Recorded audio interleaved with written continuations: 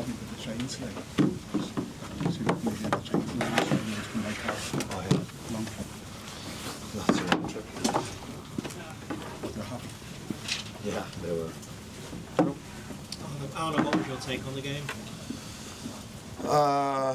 Nothing good comes from losing a game of football.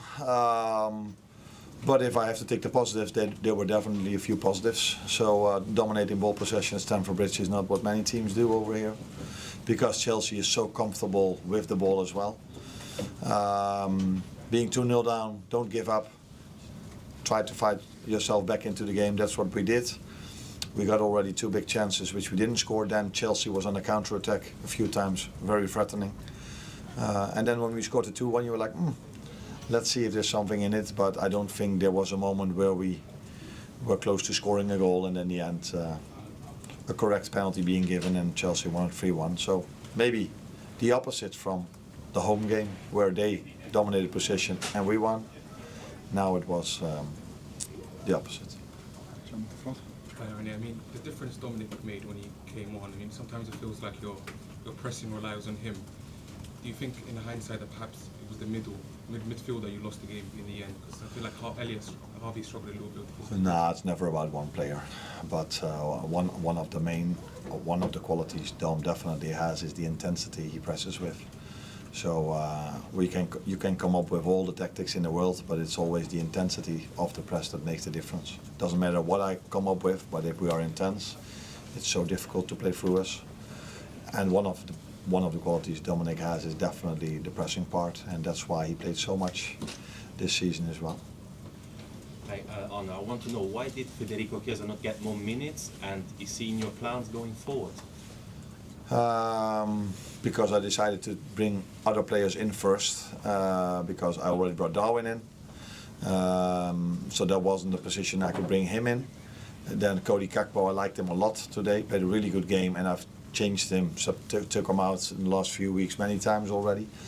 And Mo is always a player that can score a goal, so that's why I first made different substitutions, and in the end I would almost say, like people expect from me over here, is that we take an extra risk, so get a defender out, bring Federico in.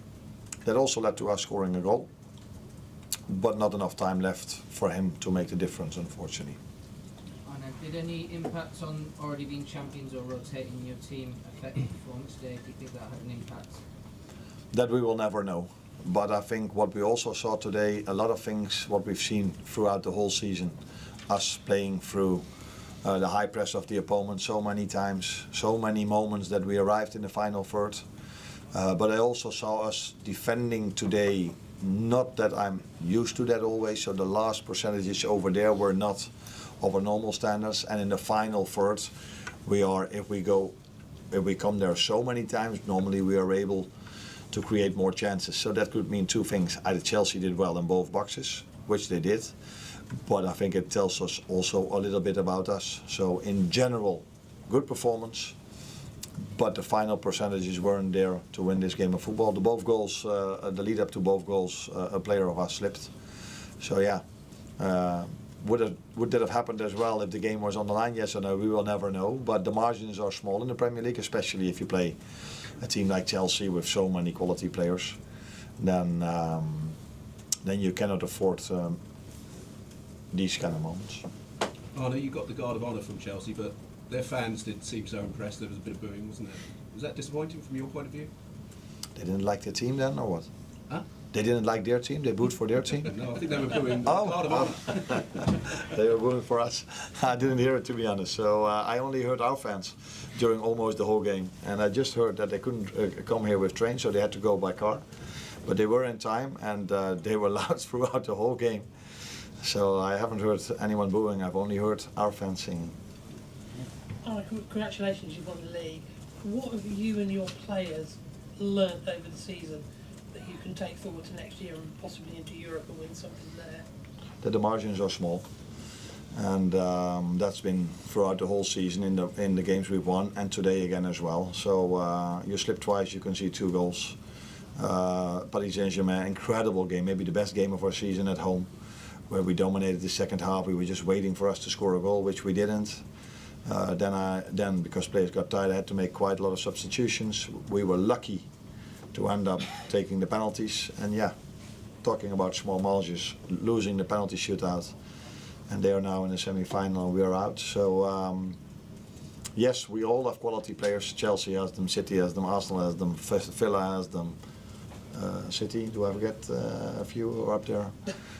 We have so many in this league. And we have them as well. But the margins are small, so and that's why you have to work so hard every 3 days to get so many points on board. And that's what we did this season. And if we want to have any chance of competing next season, that is the minimum we need again. Thank you. I'm just asking, is Chelsea a threat for next season? Do you think if they? I expected them to be a threat this season because they were at Anfield. They were better than us. They were so close to us. So it was a complete surprise to me that we are now 18 points clear of them, something like that. I didn't feel that at all coming when we played them. So that tells you how well we did probably. If a team like this, with so much quality and also not only in the first 11 but in the complete squad, we are able to be 18 points ahead of them is a big compliment for our players.